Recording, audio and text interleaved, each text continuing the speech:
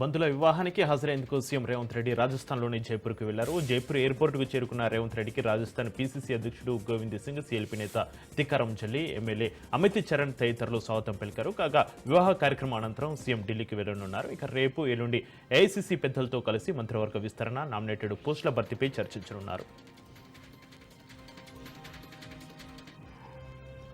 తెలంగాణ తొలి ముఖ్యమంత్రి కేసీఆర్ రాష్ట్రంలోని ప్రతి రైతును గుండెలో పెట్టి చూసుకున్నారని బీఆర్ఎస్ వర్కింగ్ ప్రెసిడెంట్ కేటీఆర్ అన్నారు. పెట్టుబడి సాయం నుంచి మొదలుకుంటే చివరకు ధాన్యం కొనుగోలు చేసే వరకు రైతులకు ఎక్కడా ఇబ్బంది కలిగించలేదన్నారు. కానీ నేడు కాంగ్రెస్ పాలనలో వ్యవసాయ రంగాన్ని నిర్లక్ష్యం చేస్తున్నారని మండిపడ్డారు. రేవంత్ ప్రభుత్వం రైతులు నిలువునా మోసం చేస్తుందని విమర్శించారు.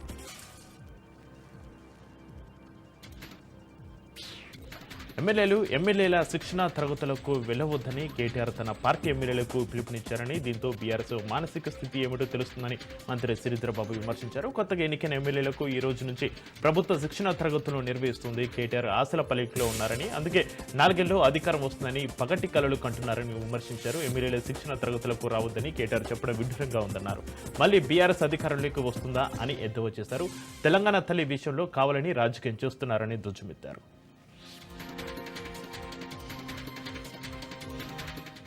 కేసీఆర్ పోరాడకపోతే తెలంగాణ ఊసేలేదని బీఆర్ఎస్ నేత హరీష్ రావు అన్నారు. కేసీఆర్ను ఖమ్మం జైల్లో పెట్టింది కాంగ్రెస్ కాదా అని ప్రశ్నించారు. తెలంగాణ ఏర్పాటుకు తన ప్రాణాన్ని పణంగా పెట్టింది కేసీఆర్ అని అన్నారు. గ్రామాన తెలుగు తల్లి విగ్రహాలున్నాయి, వాటన్నింటినీ మారుస్తారా అని ప్రశ్నించారు. ఇప్పటి వరకు ఏ ప్రభుత్వం వచ్చినా తెలుగు తల్లిని మార్చలేదని తెలిపారు. మార్చాల్సింది తెలుగు తల్లిని కాదు, ప్రజల బతుకులను మార్చాలని హితవు పలికారు.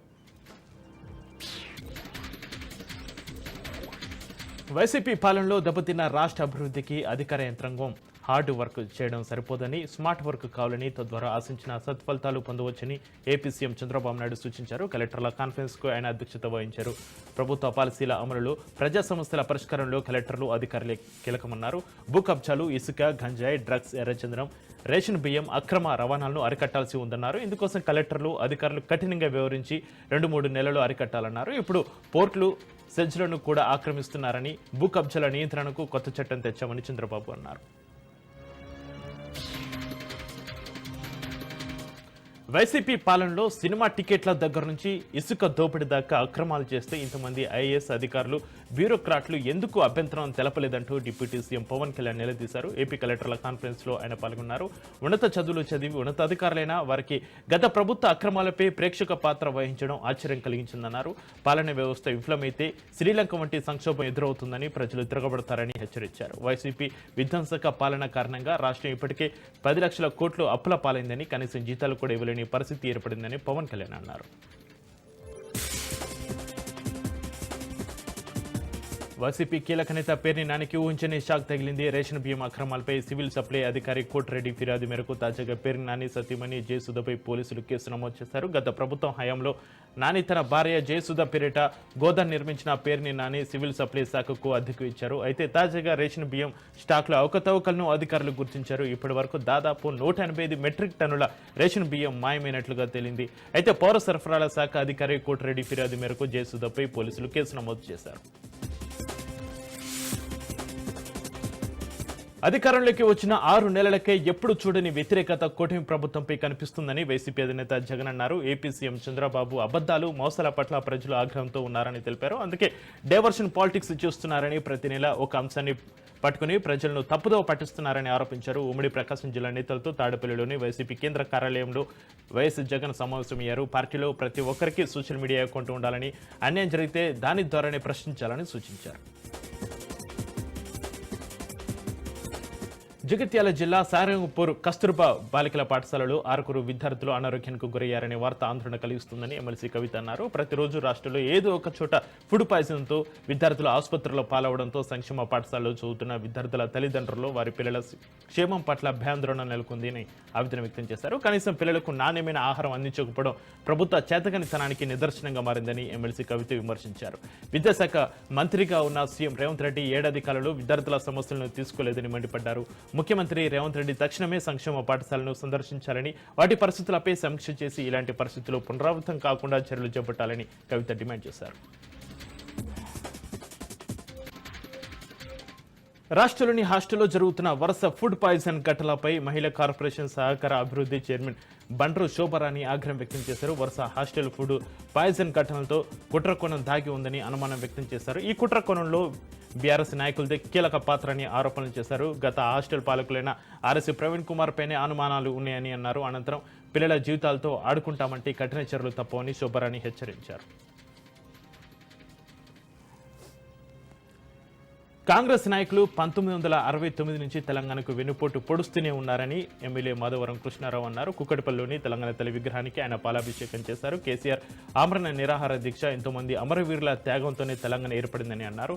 తెలంగాణ అంటేనే బతుకమ్మ, అలాంటి బతుకమ్మని తీసేసి విగ్రహం ఏర్పాటు చేయడం దుర్మార్గమని ఆగ్రహం వ్యక్తం చేశారు. స్కూలు విద్యార్థులతో కలిసి కబడ్డీ ఆడారు మంత్రి సీతక్క. ములుగు జిల్లాలోని జాకరం సోషల్ వెల్ఫేర్ బాయ్స్ స్కూల్లో జిల్లా స్థాయి 52వ బాల వైజ్ఞానిక ప్రదర్శన కార్యక్రమం జరిగింది. ఈ కార్యక్రమానికి ముఖ్య అతిథిగా మంత్రి సీతక్క హాజరయ్యారు. ఈ సందర్భంగా విద్యార్థులు తయారు చేసిన వైజ్ఞానిక పరికరాలను సందర్శించి పరిశీలించారు. అనంతరం స్టూడెంట్స్తో కలిసి మంత్రి కబడ్డీ ఆటలో పాల్గొన్నారు.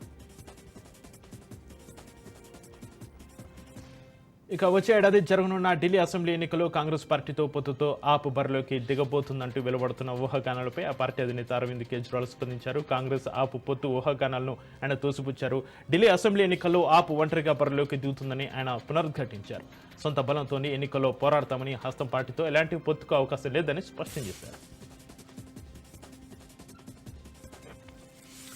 పారిశ్రామికవేత్త గౌతమ్ అదానీపై వచ్చిన ఆరోపణల విషయంలో పార్లమెంట్లో చర్చలు జరపాలని విపక్షాలు పట్టుబడుతున్నాయి. ఈ నేపథ్యంలో కాంగ్రెస్ నేతలు పార్లమెంటు ఆవరణలో దీనిపై వినూత్న రీతిలో నిరసన తెలుపుతున్నారు. ఇందులో భాగంగా లోక్సభ ప్రతిపక్ష నేత రాహుల్ గాంధీ పార్లమెంటు ఆవరణలో నిల్చొని సమావేశాలకు హాజరైన బీజేపీ నేతలకు త్రివర్ణ పతాకం, గులాబీలు అందజేస్తూ నిరసన తెలిపారు.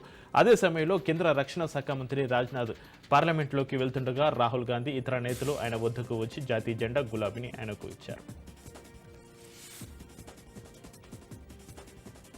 ప్రతిపక్ష ఇండియా కూటమిలో నాయకత్వ పోరు ముదురుతున్నది. ఈ క్రమంలో శివసేన అధికార ప్రతినిధి ఆనంద్ దూబే కీలక వ్యాఖ్యలు చేశారు. మమతా బెనర్జీ సమర్థ నాయకురాలి అని, అయితే కూటమికి నాయకత్వం వహించేందుకు తమ పార్టీ అధినేత ఉద్ధవ్ ఠాక్రే అత్యంత సరైన వ్యక్తి అని వ్యాఖ్యానించారు. కూటమిని ఏకం చేయడానికి, ముందుకు నడిపించడానికి అవసరమైన అన్ని లక్షణాలు ఉద్ధవ్ ఠాక్రేకి ఉన్నాయన్నారు. దేశాన్ని ఆయన అభివృద్ధి వైపు నడిపించగలడని, ఇండియా కూటమిని అందరికంటే మెరుగ్గా నడిపించగలడని దూబే వ్యాఖ్యానించారు. ప్రముఖ నటుడు మోహన్ బాబుకు తెలంగాణ హైకోర్టులో ఊరట దక్కింది. డిసెంబర్ 24 వరకు మోహన్ బాబు రాచకొండ పోలీసుల ముందు విచారణకు హాజరు కావాల్సిన అవసరం లేదని చెప్పింది. కాగా ఫ్యామిలీ గొడవలు, జర్నలిస్టులపై దాడి నేపథ్యంలో రాచకొండ పోలీసులు మోహన్ బాబుకు నోటీసులు జారీ చేశారు. 11న ఉదయం విచారణకు హాజరు కావాలని మోహన్ బాబును ఆదేశించారు పోలీసులు. ఈ క్రమంలో రాచకొండ పోలీసుల నోటీసులను మోహన్ బాబు హైకోర్టులో సవాల్ చేశారు. నోటీసులపై స్టే ఇవ్వాలని లంచ్ మోషన్ పిటిషన్ దాఖలు చేశారు. ఈ పిటిషన్ విచారించిన జస్టిస్ విజయ్ సేన్ రెడ్డి పోలీసుల నోటీసులపై ఈ నెల 24 వరకు స్టే విధించారు. ఫ్యామిలీలో వివాదాలపై మంచు విష్ణు స్పందించారు. ప్రతి ఇంట్లో ఇలాంటి సమస్యలు ఉంటాయి కాబట్టి ఈ విషయాన్ని పెద్దదిగా చేయడం తగదన్నారు. నిన్న జరిగిన దాడిలో తన తండ్రికి గాయాలయ్యాయని, కుటుంబ గొడవల కారణంగా వాళ్ళ అమ్మ ఆసుపత్రి పాలైందని తెలిపారు విష్ణు. మమ్మల్ని అతిగా ప్రేమించడమే తమ నాన్న చేసిన తప్పని, తాము కలిసి మెలిసి ఉంటాం అనుకున్నాం, కానీ దురదృష్టవశాత్తు ఇలా జరిగిందని అన్నారు. అలాగే నిన్న జరిగిన గొడవలో ఒక రిపోర్టర్కి గాయాలయ్యాయని, ఆ విషయం దురదృష్టకరమని అన్నారు. ఉద్దేశపూర్వకంగా తాము ఎవరిపైనా దాడి చేయలేదని స్పష్టం చేశారు విష్ణు. నాగర్ కర్నూలు జిల్లా అచ్చంపేటలో సిపిఎం పార్టీ 3వ మహాసభలు ఈ నెల 14, 15 తేదీలో జరగనున్నాయి. ఈ సభకు భారీగా తరలివచ్చి జయప్రదం చేయాలని సిపిఎం పార్టీ జిల్లా కార్యదర్శి వర్గం పర్వతాలు కోరారు. పాలమూరు రంగారెడ్డి ప్రాజెక్టును జాతీయ హోదా కల్పించాలని డిమాండ్ చేశారు. రాబోయే కాలంలో ఉద్యమ కార్యాచరణ రూపొందించి పోరాటాలకు నాంది పలుకుతామని అన్నారు.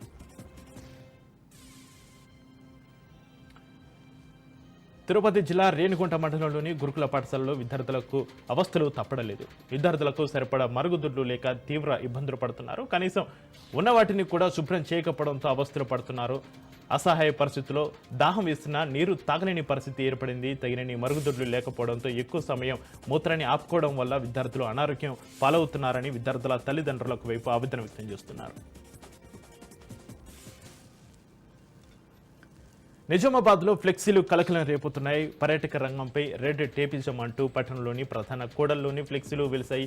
నిజామాబాద్ జిల్లాలో పర్యాటక రంగం కొంతమంది అధికారుల కమ్మంద హస్తాల్లో చిక్కుకుందంటూ ఫ్లెక్సీలపై రాసి ఉంది. అన్ని ఆధారాలతో త్వరలో ముందుకు వస్తానంటూ ఫ్లెక్సీలు ప్రత్యక్షమవడం చర్చనీయాంశమైంది. ఈ క్రమంలో పర్యాటక రంగాన్ని అడ్డుకుంటామన్న ఆ అధికారులు ఎవరు అంటూ చర్చ మొదలైంది. వనపర్తి జిల్లా పెద్దగూడెం గ్రామంలోని ప్రభుత్వ జడ్పీ పాఠశాలలో సీఎం కప్ టోర్నీలో భాగంగా నిర్వహిస్తున్న మండల స్థాయి ఆటల పోటీలకు కలెక్టర్ ముఖ్య అతిథిగా హాజరై క్రీడలను ప్రారంభించారు. సీఎం కప్ టోర్నీలో భాగంగా గ్రామ స్థాయిలో గెలిచి మండల స్థాయికి వచ్చిన విద్యార్థులను కలెక్టర్ అభినందించారు. విద్యార్థులు మానసిక దృఢత్వాన్ని పొందడానికి, ఉల్లాసంగా ఉండడానికి క్రీడలు ఎంతో ఉపకరిస్తాయని కలెక్టర్ అన్నారు.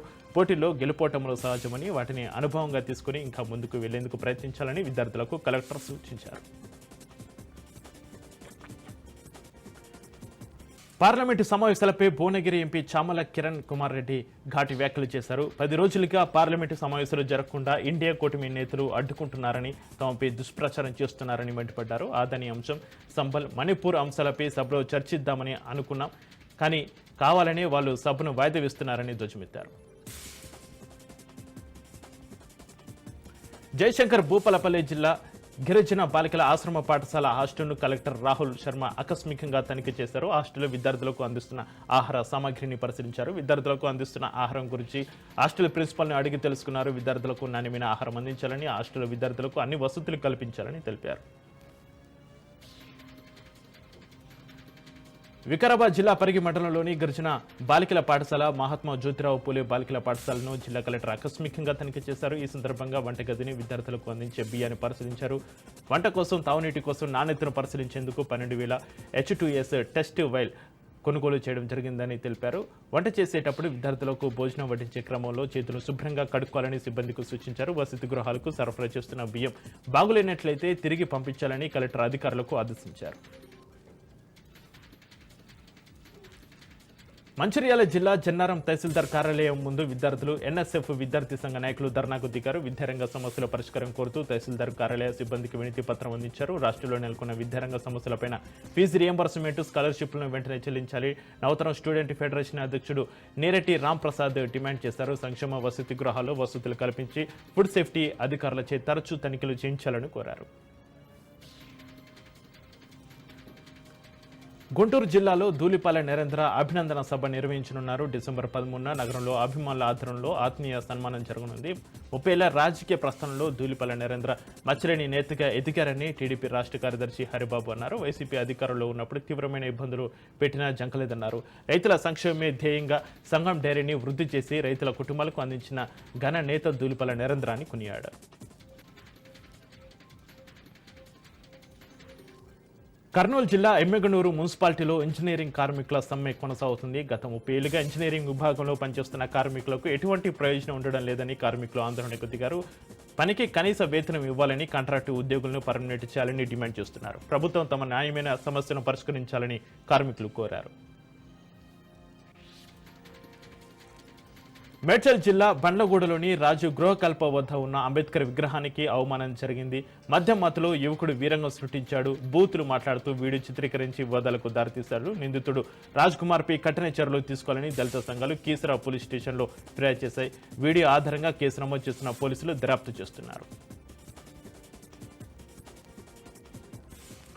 వికారాబాద్ జిల్లా తాండూరులో గిరిజన సంక్షేమ హాస్టల్ ముందు బీజేపీ నాయకులు ఆందోళనకు దిగారు. స్థలానికి కలెక్టర్ రావడంతో ఆయన్ను అడ్డుకున్నారు. హాస్టల్ విద్యార్థులకు ట్రీట్మెంట్ ఇవ్వడంపై మండిపడ్డారు. హన్మకొండ జిల్లా ఎల్కతుర్తి మండలం దామెర గ్రామ శివారులో పేకాట రాయిలో గుట్టు రట్టు అయింది. పక్క సమాచారం మేరకు అక్కడికి చేరుకున్న పోలీసులు పేకాట ఆడుతున్న స్థావరంపై దాడి చేసి 7గురిని అదుపులోకి తీసుకున్నారు. మరో 2 వ్యక్తులు పరారయ్యారు. నేర స్థలంలో 18,300 నగదు, 6 మొబైల్ ఫోన్లు, 3 ద్విచక్ర వాహనాలు, 1 ఆటోను సీజ్ చేశారు. పేకాట ఆడడం చట్టరీత్యా నేరమని బాధితులు మర్చి పేకాటను బానిసలు అవుతున్నారని సీఐ పులి రమేష్ అన్నారు. పేకాట ఆడుతున్న సమాచారం ఎవరికైనా తెలిస్తే పోలీసులకు వెంటనే సమాచారం ఇవ్వాలని కోరారు. రిమ్స్ సూపర్ స్పెషాలిటీ ఆసుపత్రిలో అరుదైన శస్త్రచికిత్సలను సైతం విజయవంతంగా చేస్తున్నామని, ఈ సేవలను ప్రజలు సద్వినియోగం చేసుకోవాలని రిమ్స్ డైరెక్టర్ జయసింగ్ రాథోడ్ సూచించారు. రోగులకు ఆసుపత్రిలో నాణ్యమైన వైద్య సేవలు అందిస్తున్నట్లు తెలిపారు. రోగుల సహాయకులు సిబ్బంది సూచనలు పాటిస్తూ తమకు సహకరించాలని కోరారు. ఇకపై రోగితో పాటు సహాయకులకు సైతం పాసులు ఇస్తామని ఆసుపత్రిని పరిశుభ్రంగా ఉంచేందుకు బాధ్యతగా వివరించాలని సూచించారు. అదేవిధంగా ఆసుపత్రి పరిసరాలను శుభ్రంగా ఉంచేందుకు ప్రత్యేకంగా సిబ్బందిని సైతం ఏర్పాటు చేసి నిరంతరం పర్యవేక్షించనున్నట్లు వివరించారు. యాదాద్రిలో ఇవాళ నిర్వహించిన గిరి ప్రదక్షిణకు ప్రభుత్వ విప్పు బీర్ల ఐలయ్య హాజరయ్యారు. కొబ్బరికాయ కొట్టి అయ్యప్ప స్వామి పల్లకి సేవను ప్రారంభించారు. అంతకుముందు నరసింహస్వామి పాదాల వద్ద ప్రత్యేక పూజలు నిర్వహించారు. ప్రియుడి ఇంటి ఎదుట ప్రియురాలు మౌన పోరాటానికి దిగిన సంఘటన నిర్మల్ జిల్లా మస్కపూర్లో జరిగింది. మస్కపూర్ గ్రామానికి చెందిన నరేందర్ యువతి 4 ఏళ్లుగా ప్రేమించుకున్నారు. ప్రియుడు వేరే పెళ్లి చేసుకోవాలని చూస్తున్నాడని తెలియడంతో నరేందర్ను యువతి నిలదీసింది. దీంతో తమ గ్రామానికి వచ్చి తనపై పెట్రోల్ పోసి నిప్పు పెట్టేందుకు యత్నించాడని తెలిపింది. కేవలం కులం కారణంగానే తనతో పెళ్లికి నిరాకరిస్తున్నాడని యువతి ఆవేదన వ్యక్తం చేసింది. తనకు న్యాయం జరిగే వరకు పోరాటం కొనసాగిస్తానని తేల్చి చెప్పింది ఆ యువతి. నిజామాబాద్ జిల్లా ఆర్మూర్లో దొంగలు రెచ్చిపోయారు. దొడ్డి మెడికల్లో చోరీకి పాల్పడ్డారు. ఓ వాహనంలో వచ్చిన 6 దొంగలు షాపులో నుంచి 5 లక్షల నగదు, సీసీ ఫుటేజ్, డీవీఆర్ను ఎత్తుకెళ్లారు. నిత్యం ప్రజలు తిరిగే ప్రాంతంలో ఈ దొంగతనం జరిగిందని ఆశ్చర్యానికి గురి చేసిందని అక్కడ స్థానికులు చెబుతున్నారు. ఫిర్యాదు మేరకు ఘటనా స్థలానికి చేరుకున్న పోలీసులు దర్యాప్తు చేస్తున్నారు. పార్వతీపురం మన్యం జిల్లా పెద్ద బండపల్లిలో చైన్ స్నాచర్లు రెచ్చిపోయారు. అన్నపూర్ణ అనే మహిళ మెడలోని 2 తులాల బంగారు ఆభరణాలను దోచుకెళ్లారు. ఫిర్యాదు మేరకు కేసు నమోదు చేసుకున్న పోలీసులు దర్యాప్తు చేస్తున్నారు.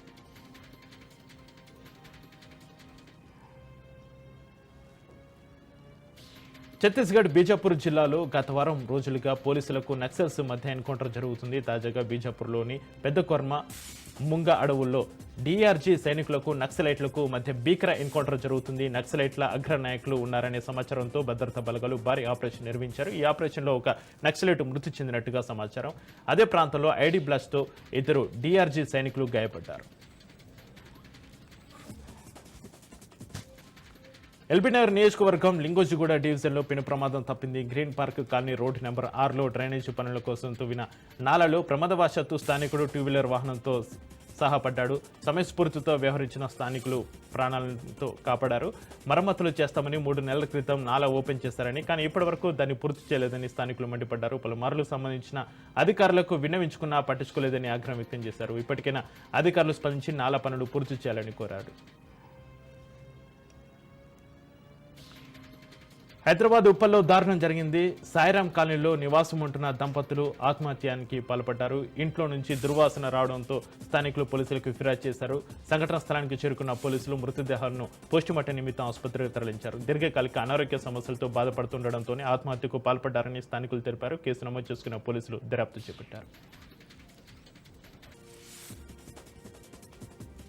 ఏలూరు జిల్లా ద్వారక తిరుమల మండలంలో దారుణం జరిగింది. లిఫ్ట్ ఇస్తానని చెప్పి మార్గం మధ్యలో మహిళపై ఓ వ్యక్తి అత్యాచార యత్నం చేశాడు. కామాంధుడి నుంచి తప్పించుకుని మహిళ పోలీసులకు ఫిర్యాదు చేసింది. కేసు నమోదు చేసుకున్న పోలీసులు దర్యాప్తు చేస్తున్నారు. చిత్తూరు జిల్లా కార్వేటి నగర మండలంలో దారుణం జరిగింది. మైనర్ బాలికను ఓ యువకుడు సినిమాకు తీసుకెళ్తానని మాయమాటలు చెప్పి మార్గం మధ్యలో పొలాల్లోకి తీసుకెళ్లి అత్యాచారానికి పాల్పడ్డాడు. యువతి కుటుంబ సభ్యులకు చెప్పడంతో పోలీసులకు ఫిర్యాదు చేశారు. పోలీసులు యువకుడిని అదుపులోకి తీసుకున్నారు. చికిత్స నిమిత్తం యువతిని ఆసుపత్రికి తరలించారు. మంచిర్యాల జిల్లాలో విషాదం జరిగింది. ఆన్లైన్ బెట్టింగ్కు మరో కుటుంబం బలైంది. ఆన్లైన్ బెట్టింగ్ ఆడి కొడుకు శివప్రసాద్ తీవ్రంగా నష్టపోవడంతో అప్పుల బాధ భరించలేక ఓ కుటుంబం ఆత్మహత్యకు పాల్పడింది. ఈ ఘటనలో తండ్రి మొండయ్య, తల్లి శ్రీదేవి, కూతురు చైతన్య మృతి చెందగా కొడుకు శివప్రసాద్ పరిస్థితి విషమంగా ఉంది. పోలీసులు కేసు నమోదు చేసి దర్యాప్తు చేస్తున్నారు. వరంగల్ జిల్లా మంగపేట మండలంలోని పులి సంచారం కలకలం రేపుతుంది. తిమ్మాపురంకు చెందిన బాబు అనే రైతు పంట పొలం వద్ద సంచరించిన పులి అడుగులను ఫారెస్ట్ అధికారులు గుర్తించారు. దీంతో ప్రజలు భయాందోళనకు గురవుతున్నారు. ప్రజలు అవసరమైతే కానీ బయటకు రాకూడదని అధికారులు సూచించారు. పులి దొరికే వరకు జాగ్రత్తగా ఉండాలని పోలీసులు సూచిస్తున్నారు. నైరుతి బంగాళాఖాతంలో తీవ్ర అల్పపీడనం కొనసాగుతుంది. తమిళనాడు, శ్రీలంక తీరాలకు చేరుకునే అవకాశం ఉందని వాతావరణ శాఖ తెలిపింది. ఇది దక్షిణ కోస్తా, రాయలసీమపై ప్రభావం చూపనున్నట్లు వెల్లడించింది. దీంతో నెల్లూరు, తిరుపతి జిల్లాలో 2 రోజుల పాటు పలుచోట్ల భారీ వర్షాలు కురిసే అవకాశం ఉందని వాతావరణ శాఖ తెలిపింది. ఎల్లుండి నెల్లూరు, తిరుపతి, అన్నమయ్య, చిత్తూరు, సత్యసాయి జిల్లాలో వర్షాలు పడే అవకాశం ఉండడంతో వాతావరణ శాఖ ఎల్లో అలర్ట్ జారీ చేసింది. మొన్నటి వరకు వాయు కాలుష్యంతో ఉక్కిరిబిక్కిరైన ఢిల్లీ వాసులు ఇప్పుడు వణికిపోతున్నారు. ఉష్ణోగ్రతలు పడిపోవడంతో రాజధానిలో చలి పెరిగింది. ఢిల్లీలోని సఫ్దర్ జంగ్లో 4.9 డిగ్రీల కనిష్ట ఉష్ణోగ్రత నమోదని భారత వాతావరణ శాఖ వెల్లడించింది. ఈ సీజన్లో ఇదే అతి తక్కువ అని తెలిపింది. మరోవైపు ఢిల్లీలో గాలి నాణ్యత ఇంకా పూర్ కేటగిరీలోనే ఉందని ఐఎండీ అధికారులు తెలిపారు. కాలుష్య పొగమంచు ఢిల్లీని దట్టంగా కప్పేసిందని చెప్పారు. రిజర్వ్ బ్యాంక్ ఆఫ్ ఇండియా నూతన గవర్నర్గా సంజయ్ మల్హోత్రా బాధ్యతలు స్వీకరించారు. ఆర్బీఐ 26వ గవర్నర్గా బాధ్యతలు చేపట్టిన సంజయ్ వచ్చే 3 ఏళ్ల పాటు ఆ పదవిలో కొనసాగనున్నారు. గతంలో రెవెన్యూ శాఖ కార్యదర్శి సంజయ్ మల్హోత్రా పనిచేశారు. డిసెంబర్ 10తో ఆర్బీఐ గవర్నర్గా శక్తికాంత దాస్ పదవి కాలం ముగిసింది. కొత్త గవర్నర్ను నియామకానికి కేబినెట్ నియామకాల కమిటీ ఆమోదం తెలిపింది. సంజయ్ని కొత్త గవర్నర్గా కేంద్రం నియమించింది. వరకట్న వేధింపుల కేసులో చట్టాన్ని దుర్వినియోగం చేయకుండా చూసుకోవాలని కింది స్థాయి కోర్టులకు దేశ అత్యున్నత న్యాయస్థానం ఆదేశించింది. భర్త బంధువులను ఇరికించే ధోరణితో అమాయక కుటుంబ సభ్యులు ఇబ్బందులు పడుతున్నారని తెలిపింది. సాఫ్ట్వేర్ ఇంజనీర్ అతుల్ సుభాష్ ఆత్మహత్య మీద దేశవ్యాప్తంగా చర్చ నడుస్తున్న సమయంలో కోర్టు ఈ వ్యాఖ్యలు చేసింది. వైవాహిక వివాదం కారణంగా తలెత్తే క్రిమినల్ కేసులో భర్త వైపు కుటుంబ సభ్యుల ప్రమేయాన్ని సూచించే నిర్దిష్ట ఆరోపణలు లేకుండా పేర్లను పేర్కొనడాన్ని మొదట్లో నిలిపివేయాలని justice B V Nagarathna, justice N Koteswara Rao సింగ్లతో కూడిన ధర్మాసనం తెలిపింది. ఇలాంటి కేసులో చట్టపరమైన నిబంధనలు చట్ట ప్రక్రియ దుర్వినియోగం కాకుండా చూసుకోవాలని కోర్టులకు తెలిపింది. స్టార్ నటి సమంతతో విడాకుల అనంతరం అక్కినేని నాగచైతన్య రెండో వివాహం చేసుకున్నారు. ఈ నేపథ్యంలో సమంత సైతం మరో పెళ్లికి సిద్ధమైనట్లు తెలుస్తుంది. ఈ మేరకు సామ్ షేర్ చేసిన ఇన్స్టా పోస్టులో ప్రస్తుతం ఆసక్తికరంగా మారింది. 2025లో నమ్మకం, ప్రేమను అందించే భాగస్వామిని, పిల్లల్ని కోరుకుంటున్నట్లు ఆ పోస్టులో ఉంది. వృషభ, కన్య, మకర రాశి వారు 2025లో వీటిని పొందే అవకాశం ఎక్కువగా ఉందని అంటూ సామ్ ఓ పోస్టు తన ఇన్స్టాగ్రామ్లో షేర్ చేశారు. ఆ పోస్టులో 2025 ఏడాదిలో ఈ 3 రాష్ట్రాల వారికి ఎలా ఉందో తెలియజెప్పే జాబితాను పంచుకుంది. ఇందులో ఉన్నవన్నీ జరగాలని కోరుకుంటున్నట్లు సామ్ ఈ సందర్భంగా తెలిపారు. ప్రస్తుతం ఈ పోస్టు వైరల్గా మారింది. దేశీయ స్టాక్ మార్కెట్ సూచీలు ఫ్లాట్గా ముగిశాయి. ఉదయం స్వల్ప లాభాలతో ప్రారంభమైన సూచీలు రోజంతా తీవ్ర ఒడిదుడుకులకు లోనయ్యాయి. వరుసగా రెండో రోజు ఫ్లాట్గా ముగిశాయి. ఇన్ఫోసిస్, బజాజ్ ఫైనాన్స్, భారతీ ఎయిర్టెల్ షేర్లలో కొనుగోలు సూచీలకు ధన్నుగా నిలవగా రిలయన్స్ ఇండస్ట్రీస్, హెచ్డిఎఫ్సి బ్యాంక్, ఎస్బీఐలో విక్రయాలు సూచీలపై ఒత్తిడి తెచ్చాయి. సెన్సెక్స్ ఫ్లాట్గా ప్రారంభమై కాసేపటికే స్వల్ప నష్టాల్లోకి జారుకొని తర్వాత లాభాల్లో కదలాడింది. నిఫ్టీ 31.75 పాయింట్లు లాభంతో 24,641 వద్ద స్థిరపడింది.